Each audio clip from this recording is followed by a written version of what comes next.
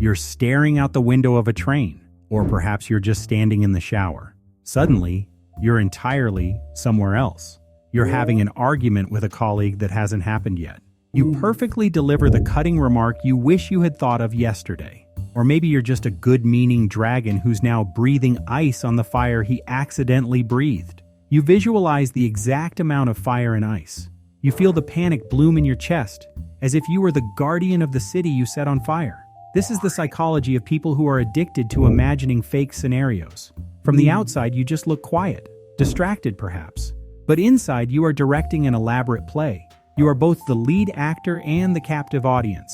It is easy to write this off as simple anxiety. You might think you are just a chronic overthinker who needs to be more present. But what you are doing is not what it looks like. This is not just a failure of focus, it is an intricate, desperate attempt at emotional survival. Your brain is running what psychologists call mental simulations. We spend nearly half of our waking hours with our minds wandering away from our immediate reality.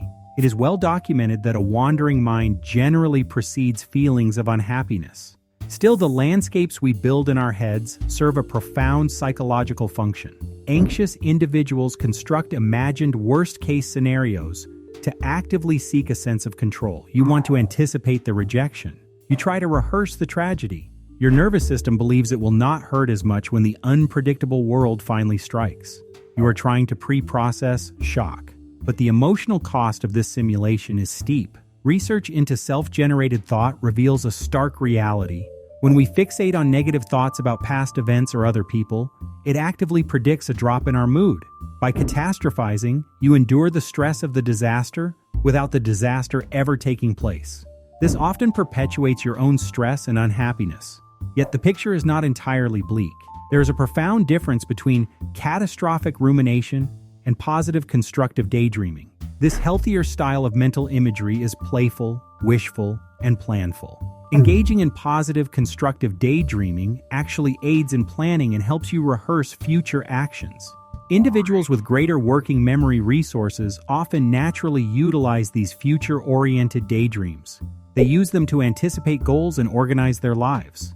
This means your imagination is also an engine for empathy and growth. Constructive internal reflection helps foster vital socio-emotional skills. These include moral reasoning and perspective taking. Furthermore, redirecting your mental simulations can change how you feel. Future-oriented and self-related thoughts actually predict an improvement in mood. People who easily access positive, constructive daydreams are often highly open to new experiences. Conversely, those trapped in a guilty, dysphoric style of daydreaming tend to exhibit higher neuroticism. Of course, not everyone imagines fake scenarios for the same reason. Sometimes the need to disengage from reality becomes overwhelming. It can shift into a compulsive pattern known as maladaptive daydreaming. In these instances, individuals use extensive fantasy worlds to entirely replace real interaction. They retreat into these imagined spaces to soothe stress, enhance their mood, or seek imaginary companionship. They often explore vivid themes of rescue, power, or idealized versions of themselves. Here, the fake scenario is no longer a rehearsal for life. It is a substitute for it. But perhaps you are someone who simply catches yourself rehearsing the future. You run the what-ifs. You build quiet worlds behind your eyes. If so, do not be too quick to judge yourself as merely absent. Your mind is a highly attuned instrument trying to navigate a chaotic world. It is trying to keep you safe. It is trying to solve the unsolvable. And sometimes it is simply trying to keep you company. Your imagination is not a flaw. It is a tool to deeply feel the stakes of being alive.